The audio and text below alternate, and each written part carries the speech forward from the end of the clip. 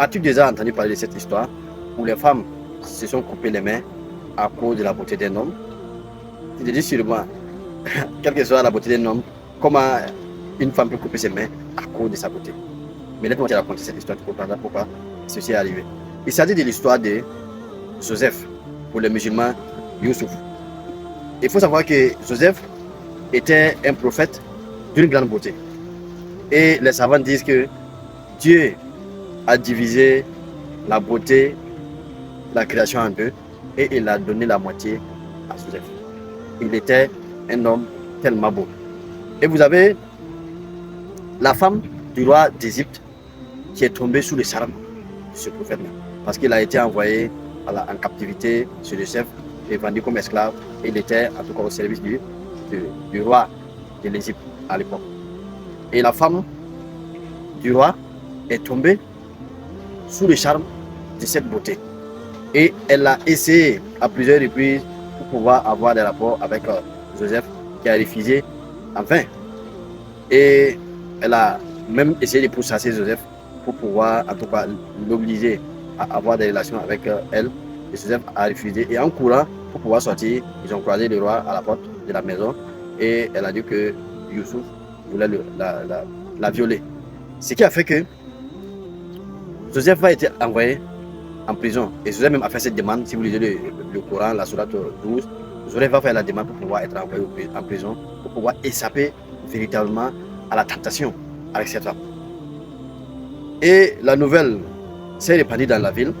Et les gens se disent que la femme du roi n'a même pas voulu. Comment tu peux vouloir te laisser, comment tu peux te laisser tomber sous les armes d'un esclave, hein? En tout cas d'un serviteur.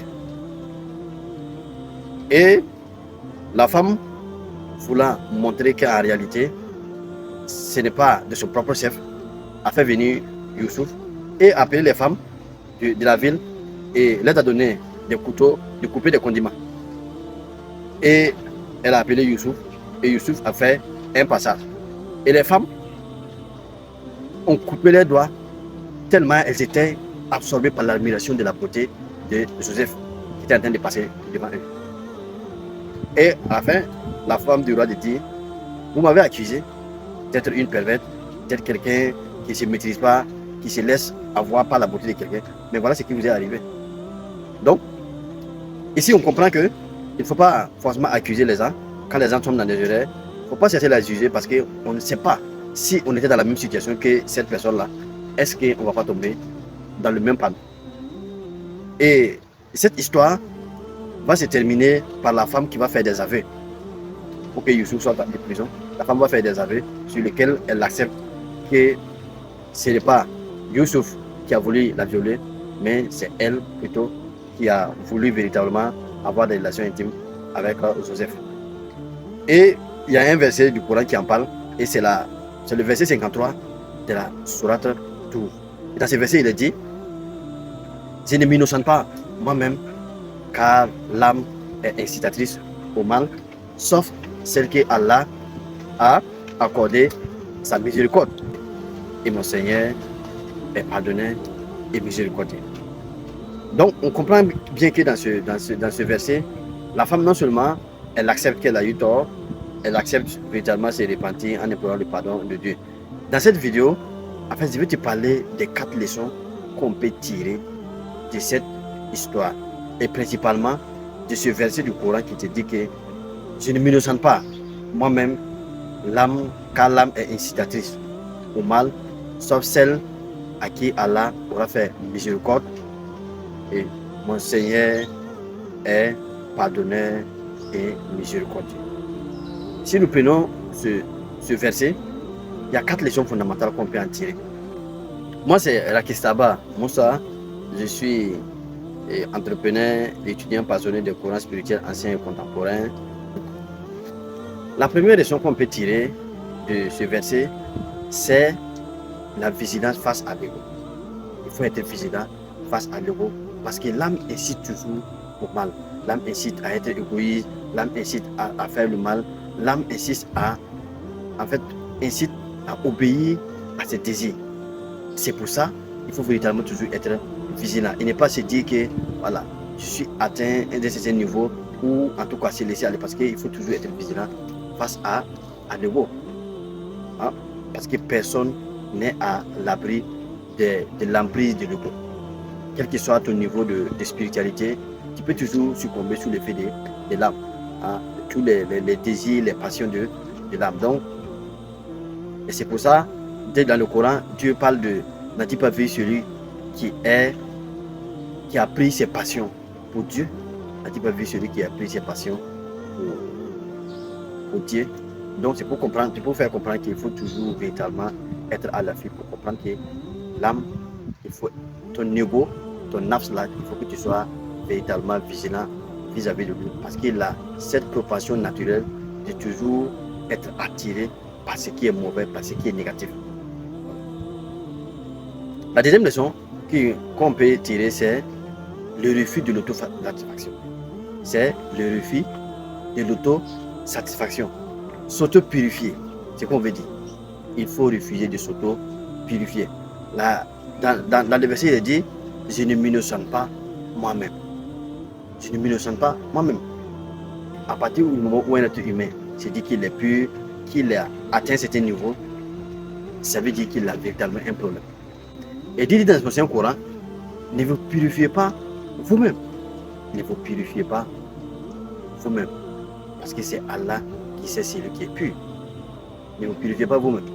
Ça veut dire qu'en réalité, nous devons comprendre que si nous voulons véritablement atteindre un certain niveau, atteindre une certaine proximité avec Dieu, pouvoir élever notre esprit, il faut que nous cherchions que, en fait, nous ne connaissons rien et que nous ne sommes rien.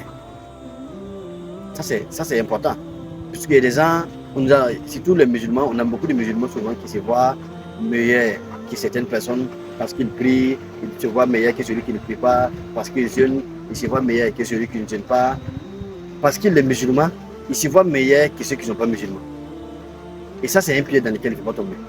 Parce que ce Dieu, c'est ce qui est pur. Nous-mêmes, en tant que musulmans, ce que tu fais, tu n'as aucune preuve que ce que tu as fait a été agréé par Dieu. Tu n'as aucune preuve que tes prières sont exaucées. Tu n'as aucune preuve que tes jeûnes sont exaucés. Tu n'as aucune preuve que tes bonnes actions sont acceptées. Donc, quelle que soit la situation dans laquelle tu te trouves, même si du point de vue apparent, tu évites certaines pratiques, certains péchés, et il y a des gens qui le font, mais tu n'es pas au-dessus de Dieu parce que, en réalité, c'est Dieu qui purifie qui veut. On doit pas être dans l'autopurification, mais on doit toujours cesser à observer, hein, à se poser des questions et à faire son jugement, son propre jugement à nous-mêmes. Est-ce que ce que je fais, est-ce que c'est bien? On doit observer pour voir. Voilà, et ainsi de suite. Donc, il faut comprendre que nous devons véritablement pas nous oublier. Donc, la troisième leçon, c'est qu'on n'est jamais autosuffisant spirituellement. On n'est jamais autosuffisant. Ce qu'on doit comprendre, c'est que la réalité, comme le verset le dit, sauf celle que nos Seigneur a fait miséricorde. C'est-à-dire que quel que soit le degré de pureté qu'on veut avoir, il faut savoir qu'il y a la part de la miséricorde de Dieu dedans. Et comme Dieu le dit dans son Coran, si ce n'est pas la miséricorde de Dieu, vous ne serez pas pur. Si ce n'est pas la miséricorde de Dieu, vous ne serez pas pur. Et c'est pour ça que le prophète nous a enseigné cette invocation en disant que, ô toi qui tournes le cœur, raffermis mon cœur sur ta religion. Ô toi qui tournes le cœur, raffermis mon cœur sur ta religion. Ici, ça veut dire qu'en réalité, vous pouvez faire des efforts, vous pouvez faire des actions spirituelles, vous pouvez faire de bonnes actions, mais tant que vous n'avez pas véritablement la miséricorde de Dieu, vous n'avez pas le raffermissement de Dieu, votre cœur peut ne pas atteindre un certain niveau de spiritualité. Si Dieu ne nous fait pas miséricorde, à quelque part, on va échouer. Ça, c'est normal. Parce que les deux personnes peuvent faire la même chose, mais ils ne vont pas avoir le même niveau de réussite. Ça ne veut pas dire que l'autre là a fait plus d'efforts, mais à quelque part, il y a une part d'inconnu qui est dedans, il y a une part du divin qui va être dans ce qu'on va faire. Donc c'est pour ça qu'il faut toujours véritablement se dire qu'on a toujours besoin de l'aide de Dieu dans ce qu'on va faire. On a toujours besoin de l'aide de Dieu pour pouvoir s'élever à un certain niveau de spiritualité. Et ça, c'est essentiel. Et la dernière leçon qu'on peut tirer de ce verset, c'est l'espoir, le pardon et le retour à Dieu. Le verset se termine par « Mon Seigneur est pardonneur et miséricordieux ». Ce que ça veut dire ici, c'est que quels que soient les écarts que vous avez eu, quels que soient les excès que vous avez commis, vous ne devez pas vous ne devez pas désespérer, parce que le Seigneur est prompt à pardonner et le Seigneur est miséricordieux. Comme il est dit à vous, mes serviteurs, qui avez commis des excès, ne désespérez pas de la miséricorde de Dieu. À vous, mes serviteurs, qui avez commis des excès, ne désespérez pas de la miséricorde de Dieu. Hein? Et le prophète dit dans un hadith, la miséricorde de Dieu l'emporte sur sa colère. Ce qu'on veut dire ici, c'est que quel que soit ce que vous avez fait comme action, quel que soit les torts que vous avez pu causer, il faut toujours revenir à Dieu. Si vous revenez à Dieu, si vous décidez de vous repentir, de vous ressaisir, sachez que c'est toujours possible. Hein?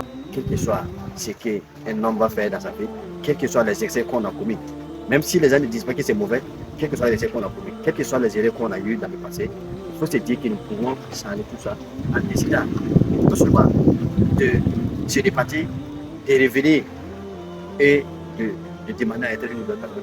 Nous allons voir que cela est possible. Donc, comme nous avons vu que ce verset nous enseigne beaucoup de choses. Il y a le fait que notre âme nous incite toujours vers le mal. Donc, il faut véritablement être vigilant. Donc, il faut refuser véritablement l'autosatisfaction. Se dire que moi, je suis arrivé, moi, je suis éveillé, moi, j'ai une certaine valeur, moi, j'ai une certaine vertu. Il faut toujours être dans la quête. Et également, il faut savoir qu'on ne devient pas vraiment, on n'est vraiment jamais éveillé spirituellement, on n'est jamais véritablement, on n'atteint jamais un certain niveau de spiritualité, de dévotion, de vertu, sans une part de miséricorde de Dieu. Il faut savoir que dans tout ce qu'on va faire dans notre vie, il faut une dose de la miséricorde de Dieu pour que cela puisse marcher. Et enfin, il y a le fait qu'il ne faut jamais perdre espoir. Il faut toujours revenir à Dieu et demander pardon. Si on demande pardon et qu'on revient à Dieu et qu'on a toujours espoir, c'est sûr qu'on peut toujours, en tout cas, s'en sortir. On peut toujours mieux faire. Merci beaucoup et à toi qui as regardé cette vidéo. Donc, si elle t'a apporté quelque chose, il faut liker, il faut la partager et abonne-toi si ce n'est pas encore fait pour que nous puissions ensemble continuer l'éveil spirituel. Merci.